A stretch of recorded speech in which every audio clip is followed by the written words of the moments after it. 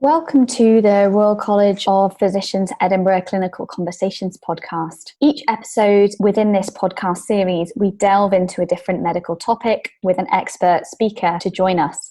If you want to find more about the Royal College, then please do head over to the RCPE website and have a look at the education stream and see if membership would work for you. It offers a host of educational updates and activities such as the evening medical updates, the Royal College Symposia, and many more. Please don't forget, if you listen to our podcast, to give us a rating on one of the podcast platforms or subscribe so that it can come directly into your podcast stream.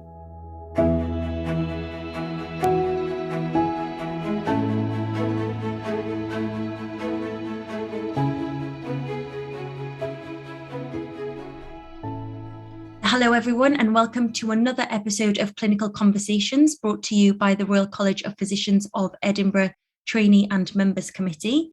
My name is Marilena Giannoudi and I am a T&MC member, and today I am delighted to be joined by Dr. Jivendra Gosai and Dr. Louise Mundy. Dr. Jivendra Gosai is the Deputy Training Programme Director of Cardiology in the Yorkshire and Humber region. He specialises in devices and heart failure and works at Bradford Royal Infirmary. He has also dedicated a lot of time to medical education and has undertaken an MD looking at simulation training within medical education with the University of Sheffield. Dr. Louise Mundy is an acute medicine registrar based in Yorkshire and Humber. Her speciality skill is palliative care, and she is the only acute medic in the region with this special skill. She has therefore needed to create her own training path to facilitate this. She's currently an ST7 working on an out-of-programme year to undertake quality improvement within same-day emergency care at Bradford Royal Infirmary. So thank you both for taking the time to join me today. Thank you, Marilena, for asking us to speak. Yeah, thanks for having me along. So I guess I just wanted to start, Dr. Gosai, if it's okay with yourself, if you can briefly explain to us of the different types of out-of-programme training opportunities that are available. Absolutely. So broadly speaking, I suppose you can divide out-of-programme opportunities into those which are spent pursuing research and academic activities primarily, so usually research and some teaching type activities, and some which are more clinically focused. And of course, as well, in addition to that, there are out-of-programme times where people are outside the practice of medicine altogether. They have breaks or pauses in training for reasons unrelated to work. And I was going to say that the most commonly used, I think, are out-of-programme research, so UPAR. Mm-hmm.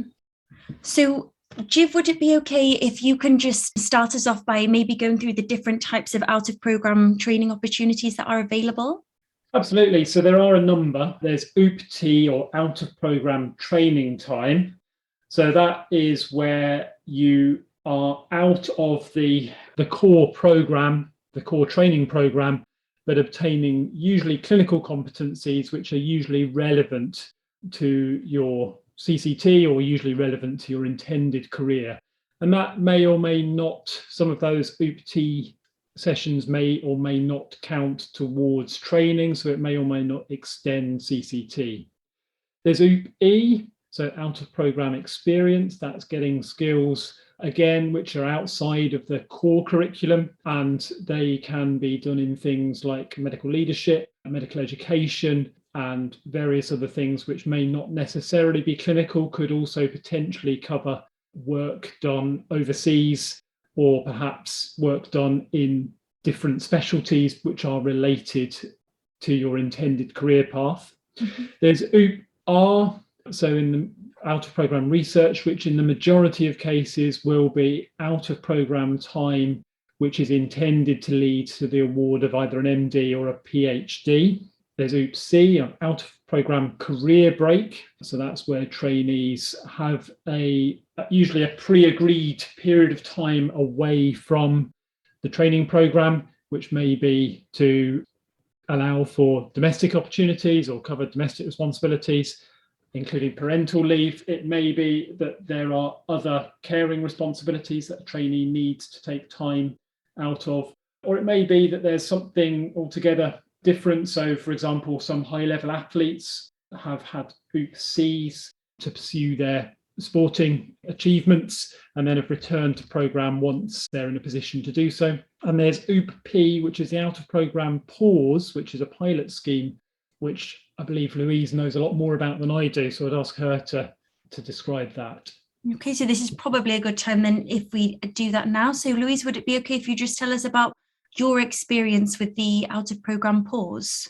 Yeah, so the out-of-programme pause is a relatively new idea, and it's currently being piloted in Yorkshire and Humber, which is how I've managed to benefit from that. So this is an out-of-programme time that you can take really for sort of well-being reasons, or because you'd like to try something different. So the process for it was that you have a discussion with your educational supervisor and agree that this is something that you'd like to do. And there aren't too many conditions on it, actually. You have to have a satisfactory ARCP at your last ARCP, and you have to have a job in the NHS that you can go to. But other than that, it's really quite flexible, and that's what it's been designed for, to give trainees that flexibility, because sometimes the training programmes don't leave room for that kind of thing. And I gather for the different types of out-of-programme opportunities that we have, some of those can count towards training and some of those can't. What kind of additional skills can a doctor think about doing during their out-of-programme time to allow for that to count towards training? I guess, Jiv, this is probably a question more for you. Yeah, it's an individual discussion, really, and it depends very much on every individual opportunity that's happening. So, for example, during some OOP-R time, sometimes people may develop a clinical skill as part of their out-of-programme research, and they may be able to consider adding some of that time which they've spent in research, or they may, for example, do some clinical sessions during their research. They may have a day or two a week where they do clinical sessions. And there could be a discussion about using some of that or counting some of that time towards their CCT.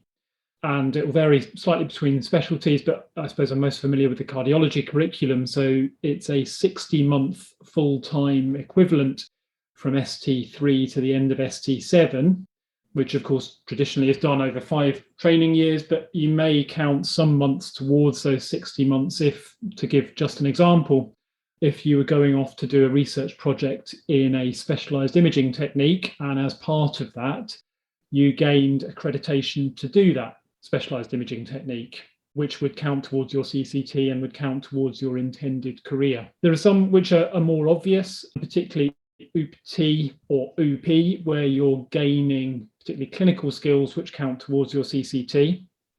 For those areas where you are OOP and doing things which are less clinical, so to use my own example, I suppose my research being in medical education primarily, there wasn't a lot in there which was particularly relevant to day-to-day clinical cardiology. So there wasn't any of that time that I would have or could potentially have counted. And as I said, it is very much on an individual level. I think you have to be very careful about it as well and make a decision as to whether or not you do want to count some of that training time, or whether you want it all to be completely separate to the 60-month equivalent full training programme. And of course, some trainees very much benefit from having the additional time in training and some extra clinical experience which isn't counted. And can I ask, just touching briefly on the out-of-programme research opportunities, is that something that you can only apply for if you have either PhD funding, MD funding, a master's set up? Does it need to be specifically for having a degree at the end of it, or could you simply apply because you were interested in research into a particular area, for example, as a research fellow? It's my understanding that as a trainee, then the majority of cases, the expectation is that it's research done with a goal towards working towards a formal research degree. Okay. So an MD or a PhD in most circumstances. Thank you. And Louise, if it's okay, could you maybe talk us through your first out-of-programme experience and how you went about organising that? Because I'm sure there are lots of trainees that maybe want to take out-of-programme opportunities but haven't quite found the one that suits them. Yes, so my first out-of-programme time, which was 2 years ago now, doesn't feel that long ago, was I spent 6 months out of programme as an out of programme experience, OOP-E, working at my local hospice.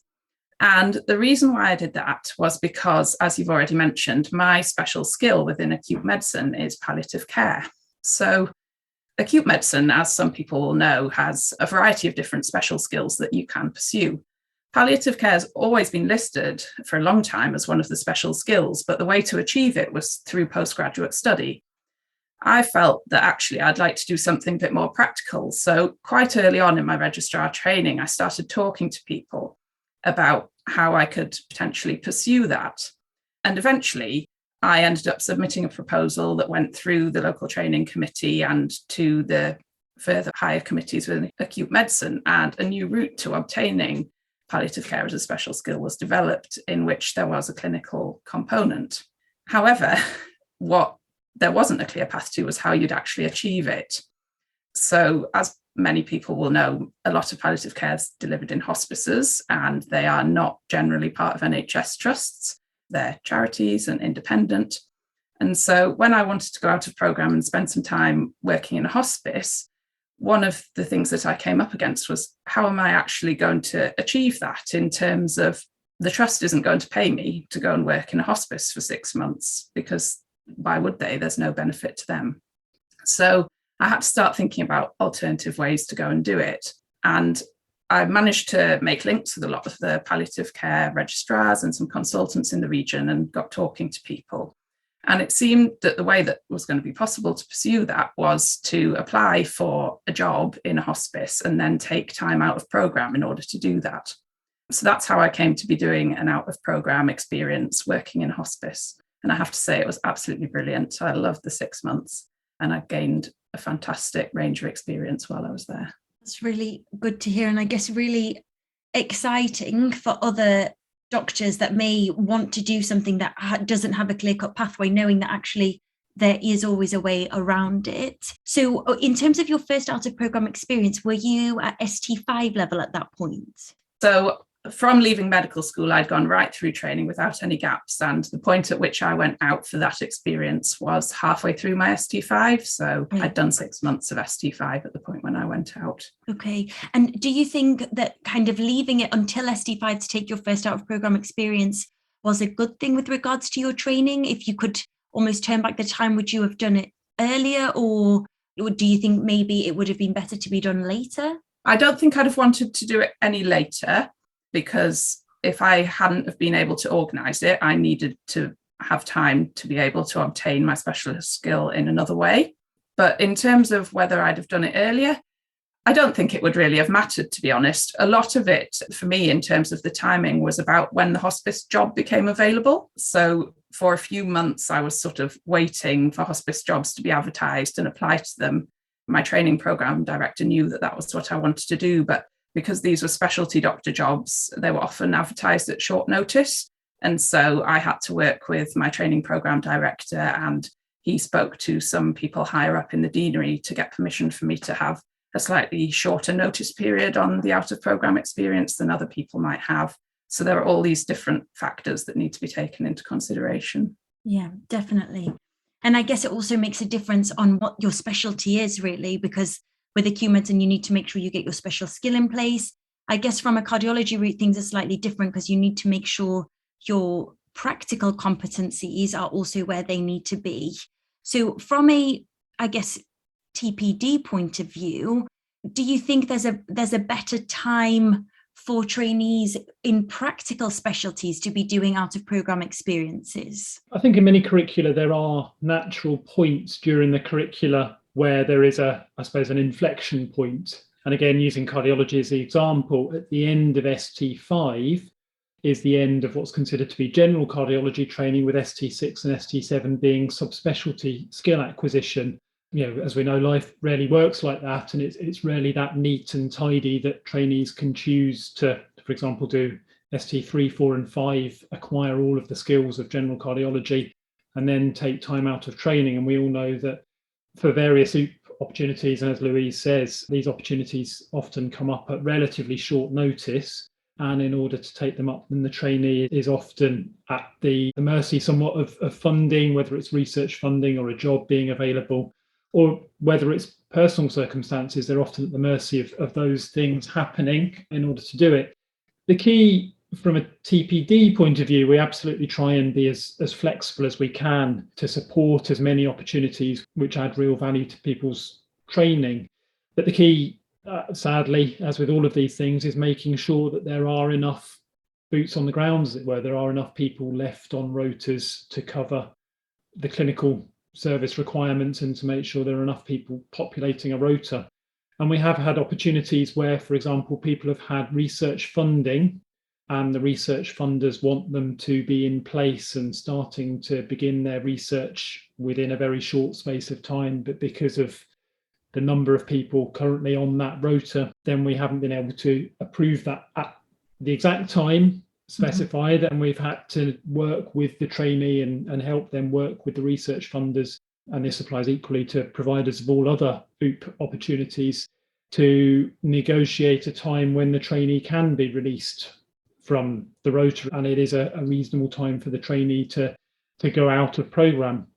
I suppose there are fairly natural points where it may be less desirable to do so, and that particularly comes around the time where there are mandatory exams, for example, during training, and different training programmes have got exams at different stages during their curriculum. So it would be, I suppose, ideal not to take an out of programme break immediately before an exam, because often the exams are relatively clinically focused and trainees do better if they are in and immersed in clinical training at the time that they're sitting these exams. So it would be less ideal to immediately return from an out of programme period, particularly if towards the end of your out of programme period you're furiously writing up your MD or PhD and don't have much time to focus on anything else, and then have to sit an exam immediately that you return into programme.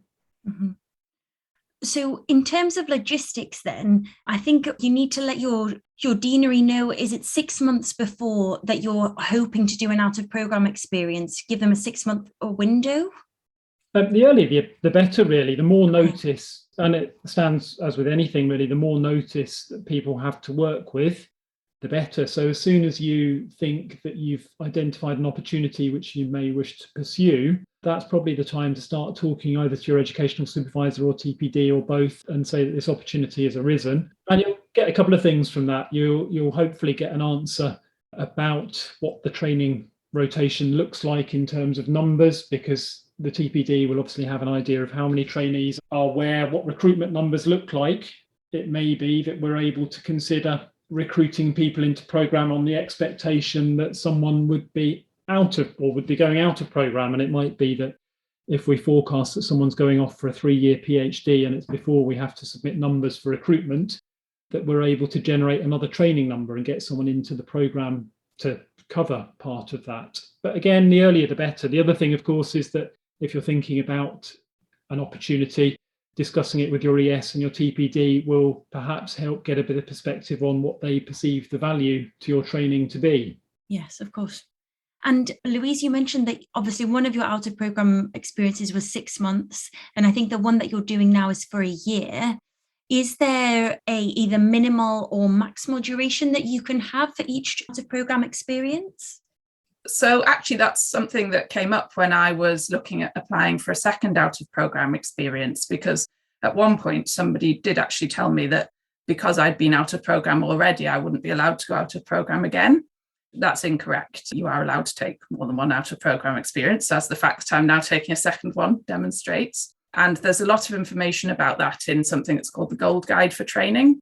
So one of the things I'd say for anyone who's thinking about taking some time out of programme is to just familiarise yourself with what the rules are, because occasionally, and it happened to me, somebody will tell you something that turns out to be incorrect. And actually, if you're able to say to them, well, I'm not sure that's correct, this is what my understanding of the rules are, then you're not just going to give up on your idea at the first time that somebody suggests that you might not be able to do it. Okay, that's definitely good to know. I know I hadn't heard of that. And is there, obviously most people will be out if they're going to do a PhD for 3 years. Can that time be extended if needed? I guess this question may be more for Jiv. The answer again is that the usual maximum out of programme is 3 years during any given training programme. And as Louise says, it doesn't necessarily need to be taken all at once, but the usual maximum is 3 years. But again, if there are individual circumstances, I don't think anything which was intended from the outset to be greater than 3 years would ordinarily be considered.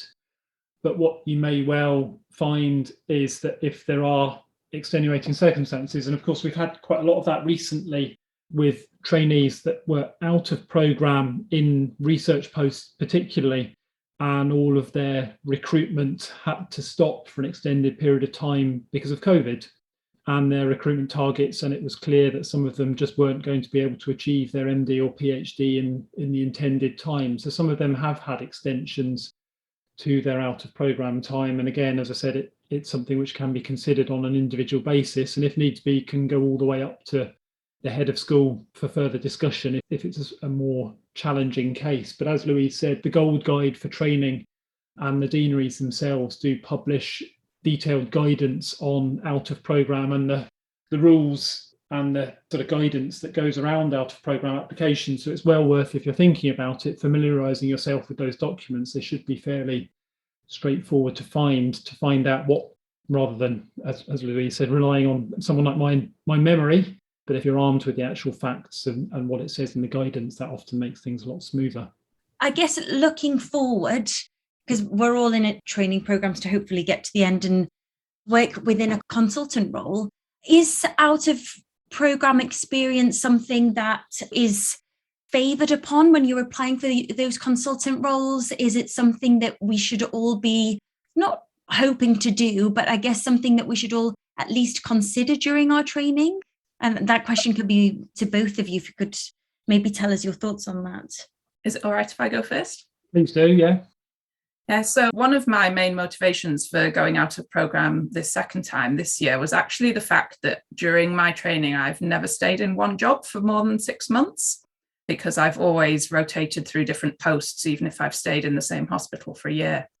So one of the things that I really wanted to get out of this year, that I've only just started on, I've been doing this job for 4 weeks, is the opportunity to get involved in some really meaningful projects and service development, because I felt that actually that was something that was lacking from my experience with having been on shorter rotations, that I've generally only been involved in smaller quality improvement projects.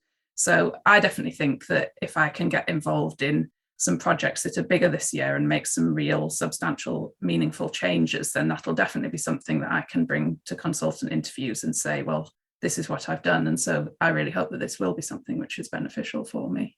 Mm-hmm. I have to say, I couldn't agree more. I think it adds an extra dimension to you, which often you can't, or it's much more difficult to get in the relatively rigid framework of training. I think as well, it's important to recognise that you are often a consultant for a very long time. Consultant jobs are complex, and consultant jobs have got a lot of flexibility in terms of how you shape and how you mould both the job you start doing and also how you build your consultant job. So there may be skills which you can acquire during your out of programme time, which you wouldn't be able to get in ordinary clinical time, which may either be attractive to your employer. So if you, for example, acquire specialist skills in something like leadership or management, that may well be something which discriminates you from other candidates when it comes to consultant interviews, for example. You've got these additional skills. It may be something that you approach a department and they look to develop. And Louise's very innovative out of programme and training path illustrates that. Absolutely no doubt that having that special skill will make you very desirable to a department that would want and would welcome the development of that kind of service, which may not be available or may be much more difficult for them to implement without having an individual that's got that. The other thing is that I, having been a consultant now for coming up for 5 years, when I started my consultant job, like Louise, you move around a fair amount in training. And I started my consultant job and I realised that if I worked until my state pension age, it would be pretty much 30 years in the same job. And whilst when you're a trainee, I remember quite often thinking, I wish it would end, I wish the night shifts would end, and I can't wait to become a consultant. The closer you get to the end of training, often the more you think that adding extra bits on to your training or adding additional skills onto your training can be very valuable. And out of programme is a really useful mechanism and opportunity for trainees to add additional skills on, which are much more difficult to acquire once you are a consultant. There's a middle ground, of course. There are post-CCT opportunities, and once you CCT, it doesn't necessarily mean that you need to immediately take up a consultant post, but doing it during training certainly is a very valuable opportunity. And if you've picked up special skills, which not everyone has, then that can look very attractive to an employer. Yeah. So I guess I can say with a lot of confidence that you both really enjoyed your out of programme time, and it's something that you would encourage other doctors in training to think about doing? Absolutely, yes. My first 6 months where I spent time at the hospice was brilliant. It wasn't quite what I expected, because I found myself there as COVID kicked off in February 2020 was when I started that out of programme. But nonetheless, it was absolutely fantastic. I've only been in my current post for 4 weeks, but so far I'd say I'm enjoying it and it seems to be going well. So I'm looking forward to the rest of the year. Excellent. I can only agree again. I think absolutely it gives you a fresh perspective as well, particularly if you go and do something which is very different to the day job, as it were. It gives you a completely different perspective. And often in training, it can feel a bit like you're on the treadmill towards CCT, particularly if you've not had periods out of training up until that point. So it's an opportunity to have a completely different perspective, and it's one which may or may not ever arise again in your future. So if they are an opportunity that interests you, I would wholeheartedly encourage people to go for it. And I guess just starting to wrap up, obviously you both made the absolute most of your out of programme experiences and did it to focus solely on training and on gaining further skills. If doctors are needing to take out of programme time as either a career break or sick leave, is that something that can be shortened if required? So if, they initially meet with their TPD and they're granted a year off, but actually in 6 months' time, they feel that they can return back to training, is that something that's possible? Or would they have to take that full time, the pre-allocated time out? Yeah, and I think it depends on the circumstances and what it is. If it's sick leave in the, I suppose, traditional sense of sick leave, then that would be handled in the same way as sick leave for any other employee would be handled. And it partly depends on the medical advice that the person gets, and there would be a period. And of course, it doesn't have to be an all or nothing thing. So for some people who've had periods of sick leave or time out of programme for other reasons because they're unable to complete the duties of their job at the time, then things like modified training or perhaps considering slightly different jobs or different hours or less than full-time return or a phased return or something could be applied. Again, I think it's something you often get into some relatively complex situations, and certainly there are trainees who have got complex situations and additional health needs that have got very tailored training. And some of them, for example, may need a period of time where they're supernumerary, so they're not occupying a slot on the rota, but their training can be much more individually modified as a result of that. It's something which I would hope in the majority of circumstances there will be enough flexibility to allow tailored responses to individual needs. Mm-hmm. And I guess if we finish off, if you could both maybe give one piece of advice to anybody thinking about doing an out of programme, maybe about how to go about it or why you did it and why someone should consider doing it. Louise, if we start with you. Yeah, so I think piece of advice that I'd give is to pick something that you're enthusiastic about and be prepared to put in some legwork to get your out of programme experience organised. It definitely took me a lot of time and enthusiasm to be able to get my out of programme opportunities organised, to get them approved, to talk to all the right people. But because I knew that they were something I really wanted to do, I'm really pleased that I put that effort in and that I was able to get those experiences. Thank you. And Jiv? Yeah, I agree. I think look carefully at what's on offer. think about the opportunities or the kind of opportunities that you may want and start to look at opportunities that are available, start talking to people. If, for example, you're interested in research, then start to talk to both other trainees that may have done something similar in your own specialty or in other specialties, and start to talk to the people that may be able to offer that sort of out of programme session, whatever it might be. Think outside the box and don't necessarily think about opportunities which arise only within your immediate locality. If it's feasible, there may be out of programme opportunities that happen further afield. And also think very carefully when opportunities do arise. Well, what are the pros? What are the cons? Where am I in my training? Is it the right time for me to take a step out of training? Will there be the opportunity to consider continuing some clinical training during my out of programme time? And what are the consequences of stepping out of programme now, but also what will be the consequences of passing up on this opportunity? Are there downsides? And certainly we've seen some trainees think about taking the first available opportunity, which may not necessarily have been right for them. So as with any relatively major life decision, give it some very careful thought and seek advice from people you trust. Excellent. Okay. Well, thank you so much for your time and for joining me today. And thank you everyone for listening.